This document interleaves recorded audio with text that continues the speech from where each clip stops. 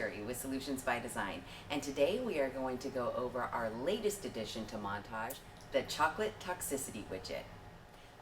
Most of you probably have a cardboard laminated chocolate toxins wheel, but guess what? Montage has turned that laminated cardboard into something digital. Let's take a closer look. From the chocolate toxicity meter, I can select a type of chocolate. So let's say baking goods, for example. Right here we have a drop-down list of all of the different baking goods that a pet can get into. Cocoa, dry, powder, unsweetened. Now, the amount consumed, anywhere from 1 teaspoon to an entire cup of baking cocoa.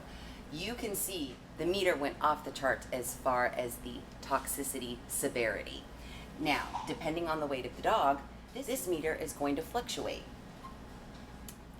So you can see by using the chocolate toxicity widget, you're able to educate those clients who think, my pet can have a little bit of chocolate, it'll be fine.